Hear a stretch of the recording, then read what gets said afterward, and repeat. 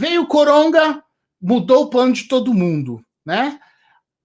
A estimativa de 159 bilhões, todo mundo falou, opa, o que será que vai acontecer? E aí, Carol, é justamente o que você falou. As pessoas falaram, por causa do Corona o Games caiu. Resposta errada. Os jogos aumentaram de faturamento, né? A gente teve um crescimento em 2020 de 21,3% em relação a 2019. Foi um crescimento acima do que se esperava do mercado. Por quê? Com o lockdown, todo mundo passou a jogar mais. Simples assim. A indústria de games teve um boom de consumo, de adoção. Né? A adoção é o fato de você ir lá, escolher um jogo, baixar, instalar no seu celular, PC ou console e jogar. Isso é adotar um jogo. Né?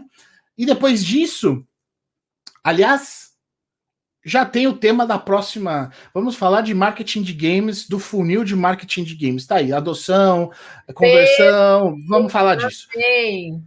Próximo encontro vai ser marketing de games e o funil de marketing. Mas é isso, adoção. O cara foi lá, o cara ou a mina, enfim, qualquer um ser humano foi lá, pegou o jogo, adotou.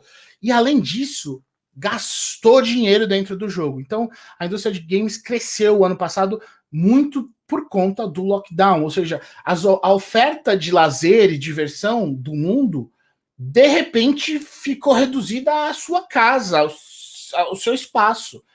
E uma das formas mais fáceis de você se divertir e ter alguns minutos de prazer é jogando videogame, né? Então, os games tiveram um boom no ano passado. Então, ficou acima da média. Isso, lembra que eu falei? Teve um lado bom e um lado ruim. Esse é o lado bom. Né? Tem um lado ruim que a gente vai falar logo. E aí, então, para 2021, o que vai acontecer? Agora começa o lado ruim. Então a gente teve um surplus, teve um crescimento a mais do esperado ano passado, e aí esse ano de 2021, pela primeira vez em mais de 10 anos, a gente está esperando uma retração do mercado.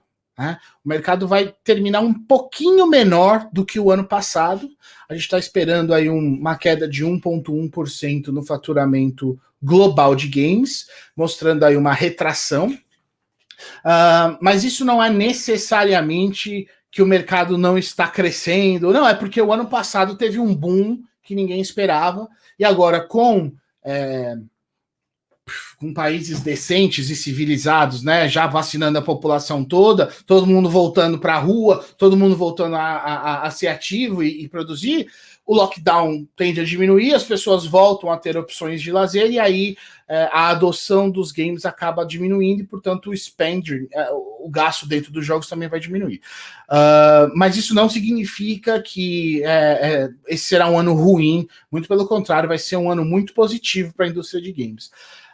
Apesar da queda, a expectativa é de que a indústria de mobile, e aí é esse iconezinho aí com 4,4%, cresça. Então, apesar da indústria de games como um todo retrair 1%, o esperado é que a indústria mobile continue crescendo, a indústria de celular continue crescendo. Por quê? Porque uma vez que você pega o hábito de jogar, fica mais difícil você abandonar, né? E isso é algo ainda mais verdadeiro com o game design específico para mobile, que toma aí para si várias estratégias de comportamento, de engajamento social, de comprometimento social. São várias estratégias que o game design para celular usa para manter você engajado e você voltando a jogar. Então, um grupo muito grande de pessoas que não estava acostumado a jogar ou jogava muito pouco passou a jogar. É esperado que parte desse grupo deixe de jogar, mas é esperado que uma boa parte desse grupo continue jogando. Né? Então, o lado ruim nós esperamos ter uma queda do faturamento. Alguns segmentos, como o mobile, vão crescer, mas a maioria vai retrair. E o outro lado é o seguinte, agora pensando em quem quer realmente entrar na indústria de games, né? Começar uma carreira na indústria de games. Vários jogos. Lembra que a gente conversou sobre os processos de desenvolvimento de jogos serem 3, 4, 5 anos? Até mais, às vezes. Vários jogos tiveram seu ciclo de desenvolvimento ou totalmente paralisados, ou em pausa, em stand-by, E isso fez com que vários lançamentos que estavam planejados para o ano passado, eles fossem, entre aspas, empurrados para 2021 ou mais para frente, né? Algumas empresas acabaram, a gente comentou sobre isso na última conversa, eu vou reiterar isso. Algumas empresas contratam para o ciclo de desenvolvimento, lançam um produto, demitem um monte de gente, certo? Empresas com menos força ou fôlego financeiro. Pois bem, isso aconteceu em várias indústrias, em várias empresas da indústria, demissões em massa, funcionários sendo demitidos porque não se sabia o que ia acontecer, não se sabia quando o desenvolvimento ia ser retomado. Então a gente tem nesse momento dezenas, centenas de jogos, e isso para falar em AAA, se a gente for abrir para todas as classificações de jogos, a gente tem milhares de jogos num pipeline assim, entupindo, pipeline pronto para ser lançados, e isso vai dar uma sobrecarregada no mercado em 21 e 22, porque o bolso do consumidor, além de ser o mesmo, ele está mais raso agora, né? Porque todo mundo sofreu e vai continuar sofrendo com os efeitos da pandemia. Então o bolso está mais raso, ele não está tão fundo, o dinheiro está mais escasso, e aí a gente vai ter uma oferta muito grande de jogos para ser defendendo aí o seu espaço, e isso vai trazer alguns números para baixo. E para quem quer entrar em games, vai ser ruim também, porque os jogos não foram lançados, novos ciclos de desenvolvimento não começaram, portanto, jogos que já deveriam ter sido lançados ainda estão no pipeline, parte dessas equipes se mantém,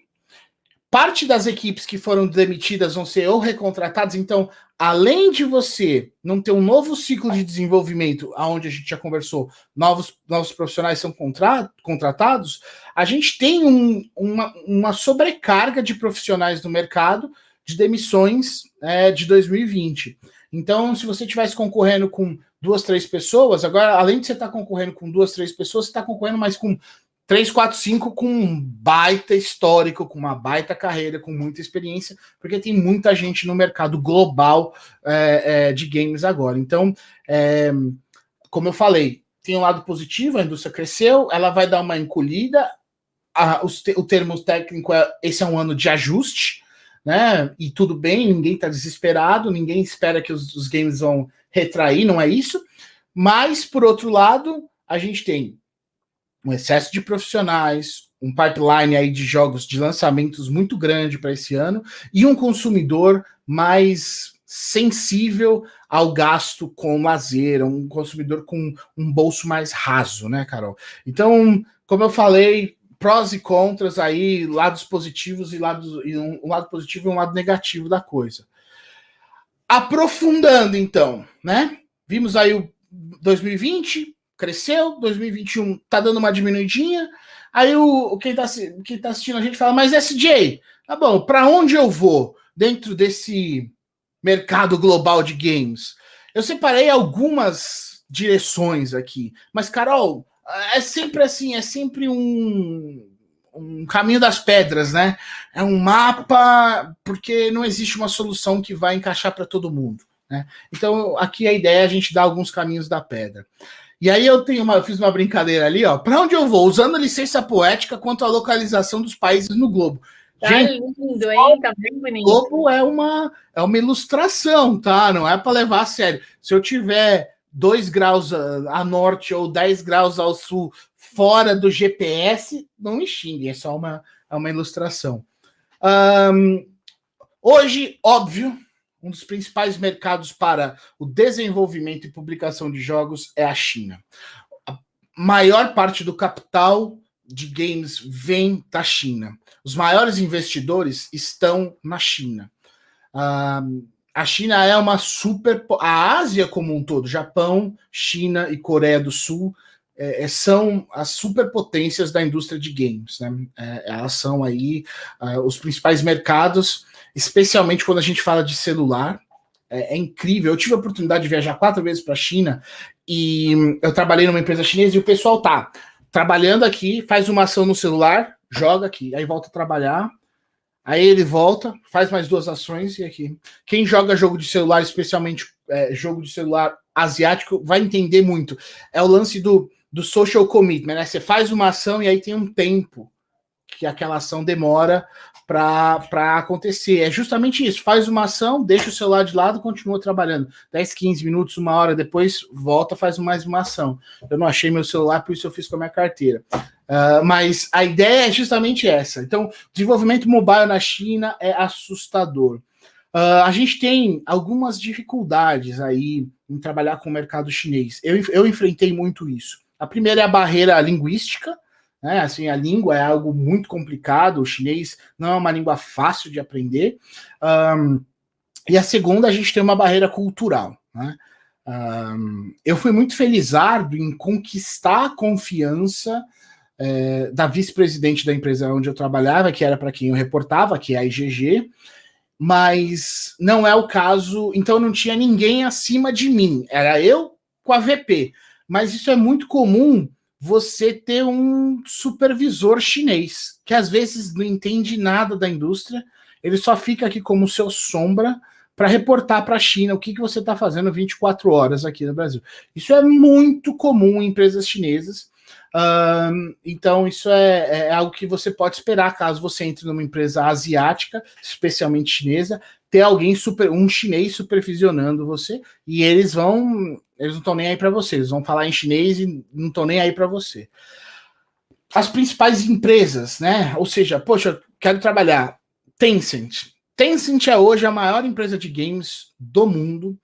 Ela tem ou controle acionário, ou é majoritária, ou tem boa parte das ações nas principais empresas. Então, League of Legends é da Riot, Riot é Tencent. PUBG, Tencent. Garena, Tencent.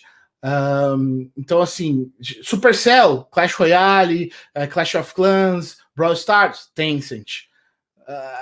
Tá sentindo o drama da coisa, né? A Tencent, ela tem os tentáculos dela em todas as indústrias. Activision Blizzard, Tencent. Então, assim, todas as maiores empresas de games têm capital Tencent. Então, a Tencent hoje é a maior empresa de games do mundo. A Garena, Free Fire aqui no Brasil, super grande. IGG, a empresa para a qual eu trabalhei, uma empresa muito sólida, top 10 no mundo em publicação de games mobile. Ela está sempre em top 3 no Brasil em termos de adoção e expenditure, ou seja, é uma empresa muito grande, 10 escritórios no mundo inteiro, super bacana, chinesa. NetEase, gigante da tecnologia, chinesa. Perfect World, chinesa. Então, assim, China é difícil. Só que tem uma questão, né, Carol? Se eu quero desenvolver jogos, as chances de você desenvolver jogos para essas empresas é muito pequena, porque a mão de obra lá é barata.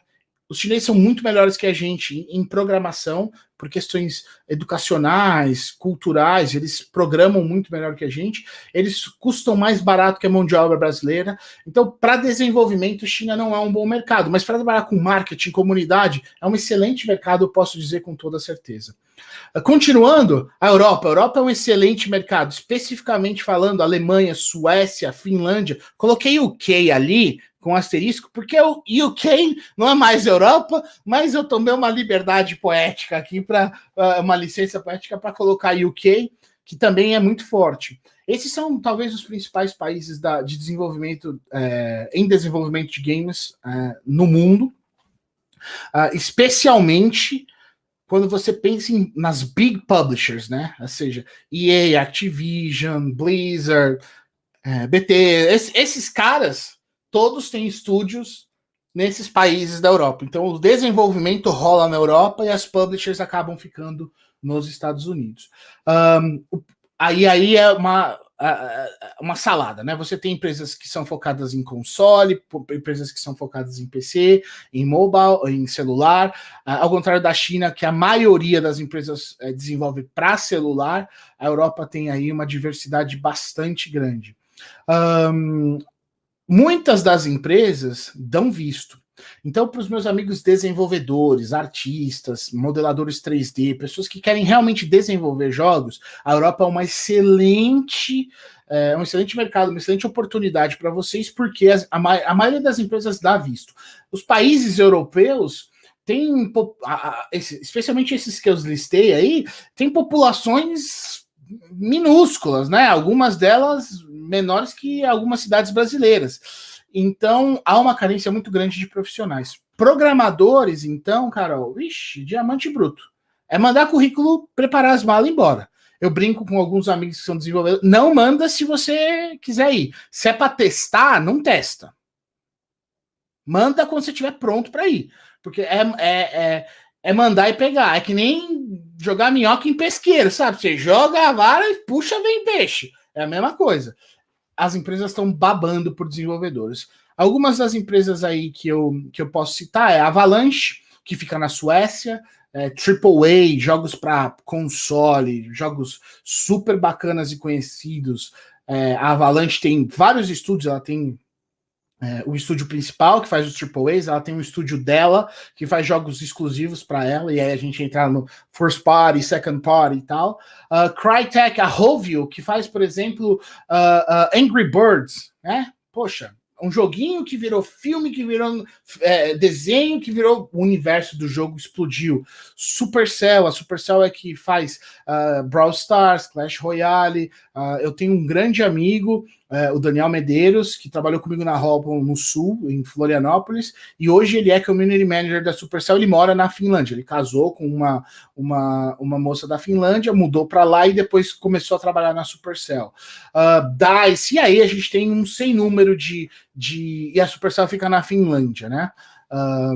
Eu adoraria trabalhar na Supercell, mas a minha esposa não quer trabalhar com menos 40 graus, então não é uma opção.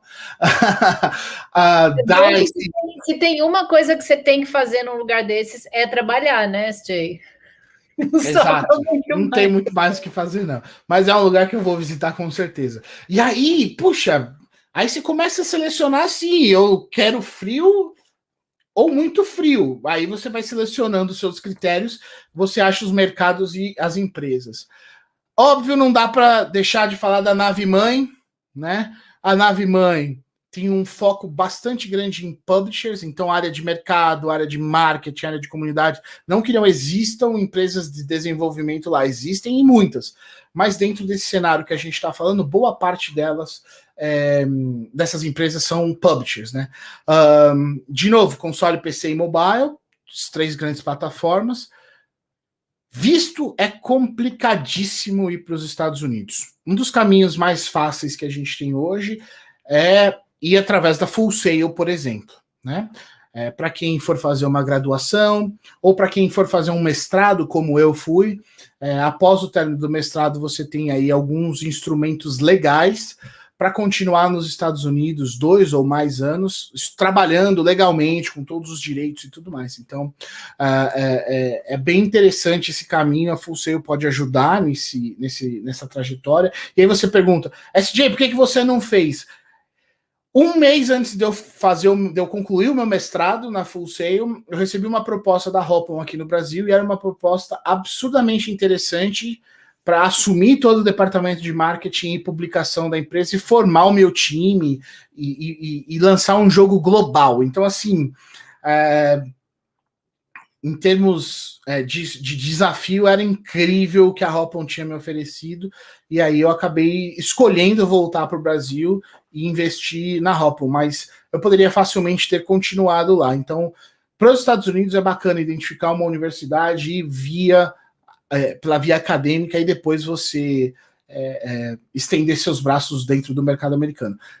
Sair do Brasil e ir para lá sem experiência, eu diria que é praticamente zero, praticamente menos 100, na verdade. Com experiência é complicadíssimo, é bem difícil, você precisa ser um profissional muito especial para isso acontecer. O que é possível de ser feito hoje é via acadêmica, né? E aí você depois se utiliza de instrumentos lá dentro da universidade para fazer estágios e aí sim continuar nos Estados Unidos, ou caso você entre numa empresa, por exemplo, Google, Microsoft, mesmo assim você tem que pagar um pênalti de trabalhar 2 anos no Brasil antes de ser elegível para se mudar para os Estados Unidos. Mas é possível isso acontecer, sim. E aí, por último, óbvio, não podia deixar de falar do Brasólia, né? Brasólia, o nosso mercado é um mercado que está em expansão, nós temos algumas empresas bem bacanas, empresas tidas como unicórnio, né? Ou seja, empresas que estão avaliadas em mais de $1 bilhão. Isso é super. Estou falando da Wildlife aqui, Studios. Isso é super bacana, mas não é nem tudo que reluz é ouro, né? A grande maioria das empresas ainda não está no nível de uma Wildlife. Então a gente ainda tem muitos estúdios pequenos brigando para sobreviver. Há uma carência grande de mão de obra, então se você vem de uma outra indústria e quer entrar, a oportunidade para você entrar dentro da indústria de games no Brasil, ela é real, ela acontece, não tem tanto profissional assim. Ainda, como eu falei há pouco, ainda é um mercado de risco, né? Porque a maioria das empresas ainda não está bem capitalizada para manter uma equipe durante... Se o jogo não fizer sucesso, é bem provável que ou a empresa ou os times se desmontem. Claro que não é a realidade de todos, é uma parcela do mercado. Existem empresas brasileiras, estúdios, desenvolvedores super sólidas. A Hopon é um exemplo, a Wildlife é outro exemplo, a Taps Games é um exemplo. Enfim, tem um monte de exemplos. A minha sugestão, e aí para concluir, Carol, é que a gente entre no http mapaindustriadejogos.com.br mapaindustriadejogos.com.br. Ele está um pouco desatualizado. Eu vou entrar em contato com se eu não me engano, é Rafael, que é o curador do site, vou entender o que aconteceu. A última atualização, se eu não me engano, foi 18 ou 19, então está um pouco desatualizado, mas é um índice incrível com todas as empresas de games do Brasil, jogos, plataforma, absolutamente tudo, que vai te ajudar a ter um norte de aonde para qual empresa eu vou. Então, separadas por cidade, é super bacana esse site. Tá um pouco desatualizado, mas ainda assim é um recurso bem valioso para quem quer começar. Carol! Compartilha aqui, ó. Falou mais rápido que eu hoje, hein? Bem legal esse site. Tô fuçando aqui já, SJ. É bacana demais, né? Olha que legal, deixa eu compartilhar aqui. Só para o pessoal ver um pouquinho do que a gente está vendo aqui, ó. Olha que legal. Tem muita coisa. Bem, bem legal. Acessem, gente.